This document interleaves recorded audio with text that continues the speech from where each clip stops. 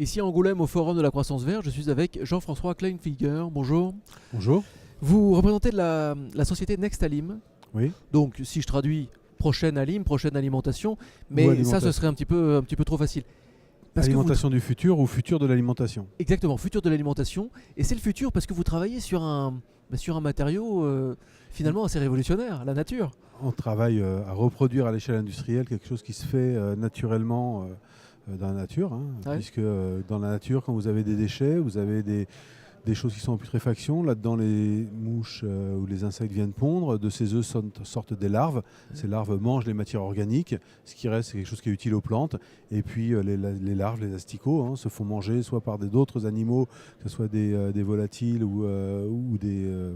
comment on appelle ça, des insectivores, quoi, voilà, ou d'autres animaux, et les enrichissent de manière intéressante. Et ce qui reste derrière, c'est utile aux plantes qui peuvent se développer là-dessus. Donc vous observez ça et puis vous vous dites on va adapter. Donc nous, on cherche à répondre à deux objectifs importants pour le XXIe siècle. Ouais. Le premier objectif, c'est un objectif de gestion de nos biodéchets. Ouais. Et le deuxième, c'est un objectif de satisfaction des besoins en protéines de l'humanité. Comme vous le savez, on va être près de 10 milliards en 2050. Donc ces 10 milliards ont un niveau de vie qui monte de plus en plus. Donc on mange de plus en plus de protéines. Et les animaux qu'on consomme en mangent de plus en plus. Donc il va bien falloir trouver des sources alternatives. Et on aura beau pêcher tous les poissons de la mer ou déforester toute l'Amazonie pour faire du soja. Et à un moment, ça ne suffira plus. Donc il faut trouver des solutions différentes. Et parmi ces solutions, on s'aperçoit qu'un tiers de la nourriture qui est produite n'est pas consommée. Et donc nous cherchons à redonner un caractère alimentaire à cette nourriture plutôt que de la gaspiller. Donc on s'intègre dans l'économie de l'anti-gaspillage telle qu'elle a été définie, avec d'abord éviter le gaspillage, ensuite le faire des dons aux gens qui en ont besoin, et ensuite l'alimentation animale. Nous sommes une solution qui relevons de l'alimentation animale. L'alimentation animale, ça veut dire que ce qui n'est pas consommé, vous le récupérez et vous le revalorisez pour... On le donne à des animaux dont c'est le métier dans la nature Ouais. que de manger ces matières déclassées. Dans la nature, celui qui s'occupe de valoriser les biodéchets, entre guillemets, c'est l'insecte. On va lui redonner ce rôle-là. Et il se trouve que l'insecte, comme disait Pumba dans le Royaume, c'est gluant mais appétissant, c'est de l'huile et c'est de la protéine, et c'est tout à fait intéressant pour la nutrition animale. On s'aperçoit qu'on pourrait remplacer utilement les farines de poissons qui sont pêchées fort loin par des protéines d'insectes, et on pourrait remplacer certaines huiles aussi par des huiles d'insectes qui ont en plus des propriétés naturellement très intéressantes en termes d'antibactériens ou d'antibiotiques naturels.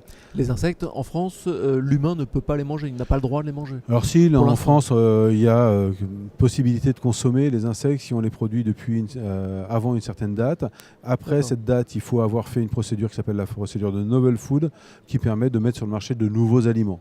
Donc la profession est en train de mettre en place ces procédures de Novel Food pour accéder au marché, sachant que ce n'est pas la même chose dans certains pays européens où des listes d'insectes déjà éligibles ont été publiées par les instances de régulation.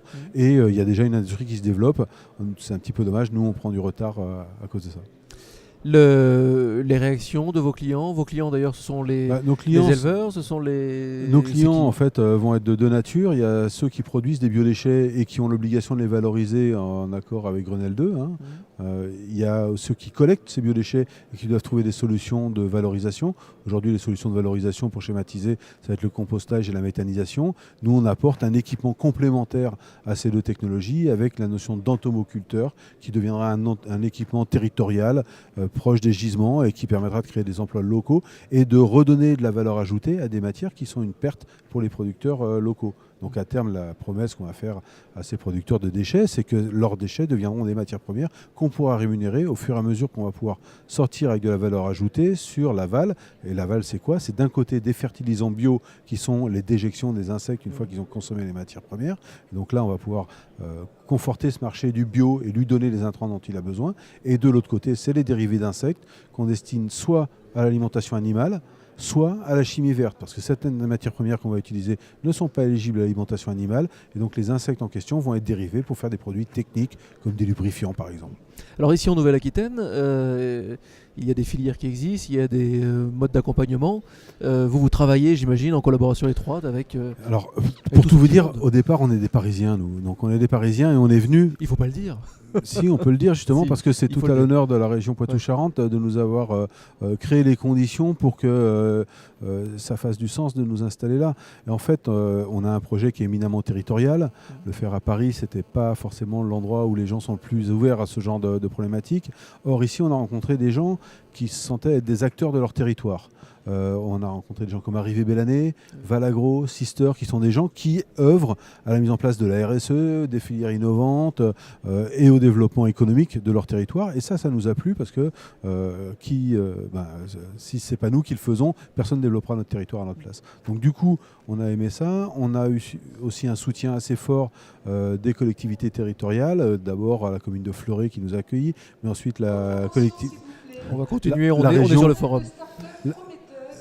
La région Poitou-Charentes a financé a cofinancé notre laboratoire initial avec une levée de fonds privée. Ouais. Et ça nous a permis d'aller porter le projet au programme des investissements d'avenir. Et du coup, nous sommes lauréats maintenant du programme des investissements d'avenir pour développer le premier entomoculteur territorial près de Poitiers et qui va traiter une quinzaine de milliers de tonnes de biodéchets par an. D'accord. Un dernier mot, un mot sur ce forum, puisque vous connaissez bien les lieux. Vous étiez, si je ne m'abuse, lauréat du trophée de l'entreprise innovante, c'est ça, de l'an passé? Absolument, merci. Un petit mot sur ce forum.